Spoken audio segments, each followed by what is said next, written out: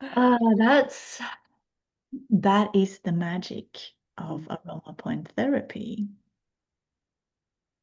That we come into the present moment and we can actually feel, check in, shifts everything emotionally, physically, mentally. Yeah. Coriander seed, actually. Coriander seed. Okay. Are we going CV8 or have you other ones? Bellybutton. The beauty of the oils as well is with CV8, it's an acupuncture point that can't be needled because it's too sensitive. It's right in your belly button. But with the oils, you can get in there and access that acupuncture point. And it, as an acupuncture point, is one that's all about nourishment. And it's unsurprising given that's where your umbilical cord attached you to your mum when you were growing in the room. But pairing nourishment on a plant level with nourishment on a meridian level is match made in heaven, isn't it? I'm already in there. Same. So all we're doing is just placing the finger kind of just gently over the belly button. You don't need to ram it in. And then just gently holding our other hand cupped over the finger to make a little dome over the top. But equally, you could, if you were not loving the fingers, you could put some on a little bit of cotton wool and pop it in there.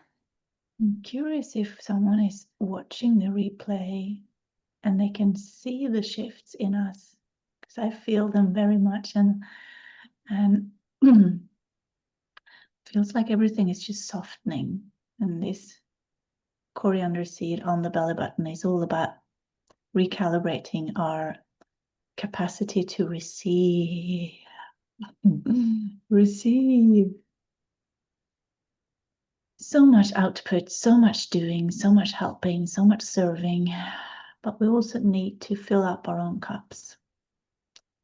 And then we have to be able to actually take in the nourishment and all the abundance, all the richness that is already around us.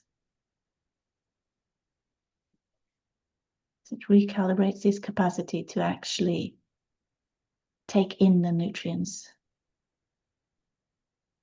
receive the love, receive the compliments, receive the beauty, receive the smiles.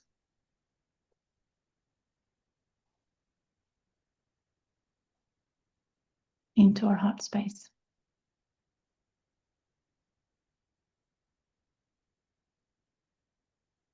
Coriander really recalibrates our perception of abundance all around us.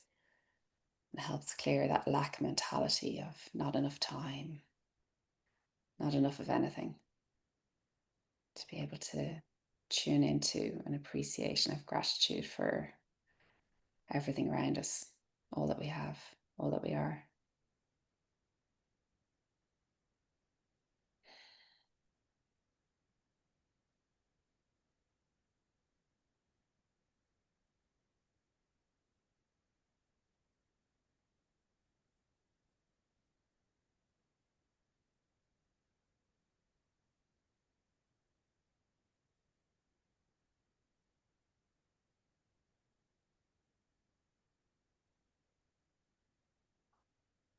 And I love the smell of it. I've taken it off and I'm smelling.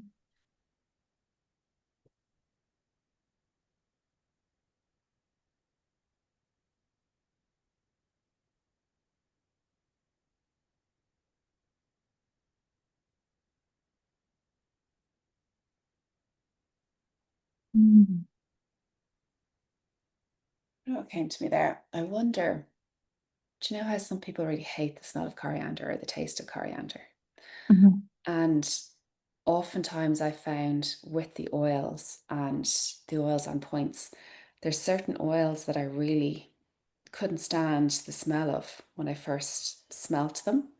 They were too much, and oftentimes it was oils that energetically were kind of hitting up against some strong beliefs in myself that didn't align with it, and it just wouldn't sit, wouldn't land. I wasn't able to it was too much. And I wonder where energetically that correlation comes in with the coriander and lack around people who maybe need a little bit of coriander in their lives. Be interesting to see could they tolerate the oil. But if you find it's very strong, you can always dilute it down, really kind of much weaker, and introduce it in. Wild orange, I couldn't use orange for years.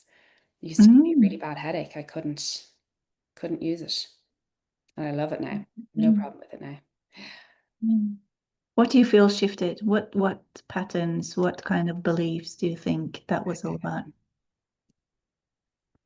I think I was in such a state of needing to control things. It was, and I find I will revert to this a bit if I'm very stressed or I find I'm under pressure, that I'm trying to be serious and, not have fun in the moment, or not allow myself to have too much fun, because then I'm not in control. And if I'm not in control, then bad things will happen. Whereas the whole energetics of wild orange is that playfulness and that fun and that joy and that childlike energy. And I feel that a lot of my resistance to it was a fear around having too much fun or being too childlike, because then I'm not being in control and serious and being responsible. Yeah. Wow. Way more fun now. Yeah, but that's, I mean, what a powerful medicine for today's serious, over-responsible, controlling society. Yeah. Yeah. Yeah. And so often we tell kids, stop that, stop messing, stop doing that, get in line, when actually part of their magic is being able to play and. Yeah. And we should, what are you doing? Can I join? Yeah, exactly. But we're also conscious of we have to do this, we have to get this here on time, we're in a rush, we're, all these to-do things that we forget about, that life is supposed to be fun.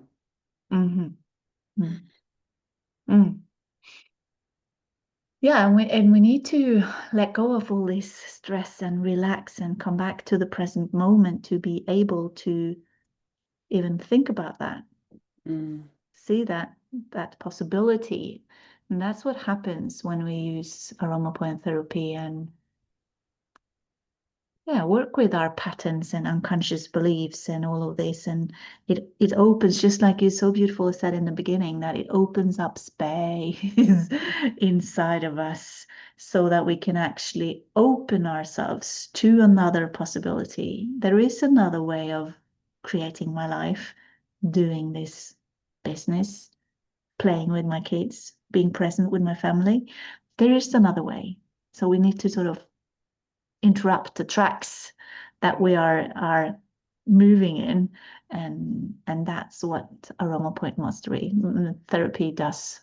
Yeah, and all the different oils have different layers and qualities and personalities, and they call to us for different things and in different times. Yeah. And we can never go wrong. We're so layered. We have so much stuff. We're so complex. So there's always something. There's always a new level or a new depth or something from each of them. Yeah. Yeah. And like you say, in different times, depending on what's going on, we might be called to use them in different ways, and you can't go wrong. There's no right or wrong to do it.